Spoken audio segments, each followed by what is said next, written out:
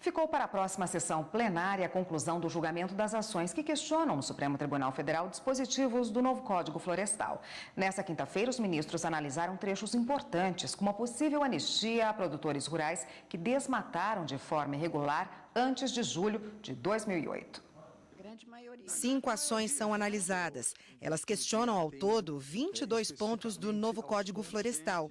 Um deles é o uso de espécies exóticas em até 50% da área a ser recuperada, possibilidade considerada inconstitucional pelo ministro Edson Fachin. A autorização conferida pelo artigo 66, parágrafo 1º, nomeadamente inciso 2º, para a recomposição da reserva legal com espécies exóticas no limite de 50% da área total ser recuperada, entendo não encontrar abrigo no texto constitucional. Eu acolho a opinião que recolhi da audiência pública e da manifestação do professor Jean Paul Metzger, da Universidade de São Paulo, que afirmou que a permissão do plantio de até 50% de espécies exóticas nas reservas legais leva a um processo de aceleração da perda dessas espécies, o que ofende o texto que citei da Constituição. A parte do texto que afasta penalidades administrativas e punições para crimes ambientais cometidos por proprietários antes de 22 de julho de 2008 foi considerada constitucional pelo ministro Alexandre de Moraes, ao contrário do posicionamento do relator, ministro Luiz Fux. Não se afastou a obrigação dessas pessoas de recomposição ambiental. O que se estabeleceu é a possibilidade de regularização ambiental com uma transação em relação aos demais pontos, não a esse ponto, para se acabar com a insegurança jurídica que havia à época do momento que foi adotado o marco temporal. Outros ministros acompanharam o relator e disseram que não cabe anistia nesses casos. Eu acho que o Brasil ainda trata a Amazônia como se fosse um passivo, uma liability, e não como ela é um dos mais valiosos ativos do mundo. O meu entender, nesses dias conflituosos que vivemos, a meu sentir, para se lidar com o meio ambiente, quando há uma dúvida, o resultado deve ser indúbio pro natura, homenageando-se os princípios da precaução e do cuidado. O julgamento será concluído na sessão plenária da próxima semana, com o voto do ministro Celso de Mello. Vamos voltar a falar com Evne Araújo, que agora está com a consultora jurídica Karina Zucolotto para falar sobre a sessão de ontem. Evne.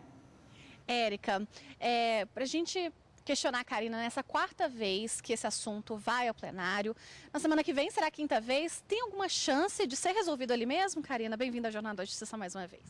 Evne, essa é a grande expectativa. A ministra Carmen Lúcia ontem, ao final da sessão, em razão de uma necessidade do ministro Luiz Fux se dirigir ao TSE, e ele é o relator das ações que estão em julgamentos já nessa quarta vez que vem ao plenário, a ministra suspendeu a sessão, mas ainda falta o voto do ministro Celso de Mello a ser proferido, quando então ela prometeu que na próxima quarta-feira, o primeiro julgamento a ser apregoado será esse, o ministro Celso de Mello poderá votar e aí, enfim, ela proclamará o resultado dessas ações diretas de inconstitucionalidade, 4 ao todo, e de uma ação declaratória de constitucionalidade.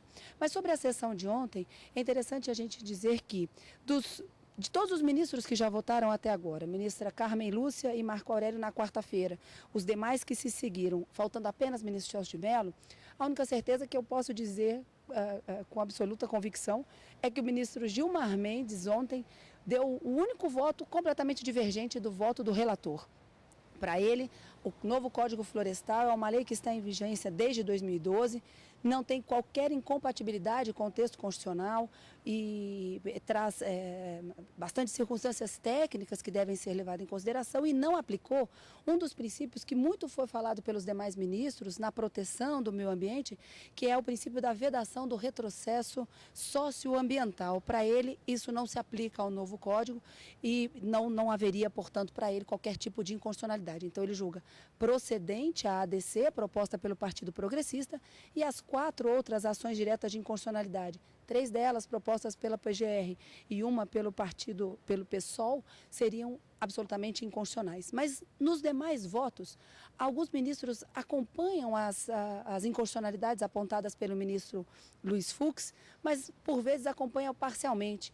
No que o ministro Luiz Fux, por vezes, declarou inconstitucional algum dispositivo, outro ministro pode ter votado por uma interpretação conforme a Constituição ou vice-versa.